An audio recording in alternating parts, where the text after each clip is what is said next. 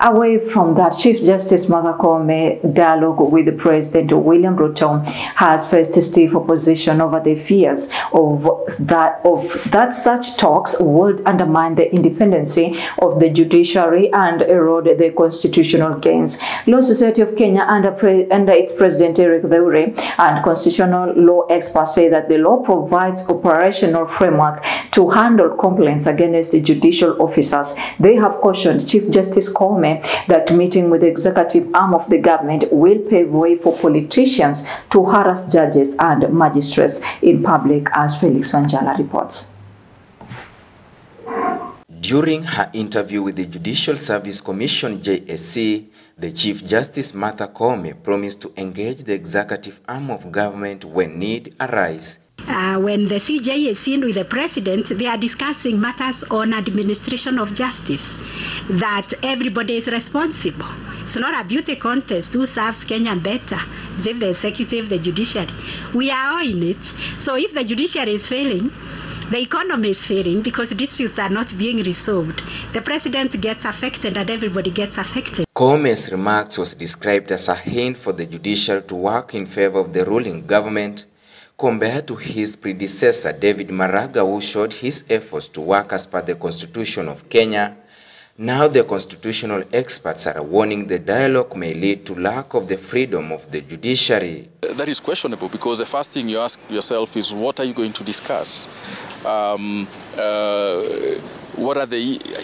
going to discuss decisions made by judges and other judicial officers, which is not per se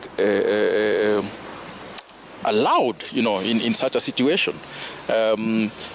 Are you going to discuss particular cases beyond the confines of a courtroom?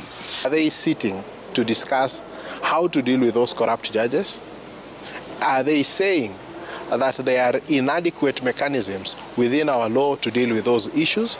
And so we find that there can only be one end to this discussion: an end towards deal making, an end towards subverting the Constitution. Koome's dialogue with President William Ruto has been also described as the one to blur other arms of the government. And this also notion of, the arms of state need to function in harmony. They only function in harmony when they keep to their lanes and do what Kenyans commanded them to do within the Constitution. That is the harmony Kenyans want. Not the smile to me, look good, but that's not what Kenyans want. Kenyans want harmony created by each arm of state and its agents doing the work Kenyans mandated them to do through the Constitution. The moment she does that, then the independence of the judiciary would be watered down. The confidence with which we have in the judiciary would be watered down. And I think if she was to succumb to these threats and intimidation and agree to meet the executive, we will begin to examine the conduct of the Chief Justice to actually determine whether she is the right person to hold that office. Now the opposition has also opposed the dialogue between the two arms, saying that it may lead the country into a dictatorship state. Recently, Koome accused the executive of creating anarchy in the country by accusing judiciary in public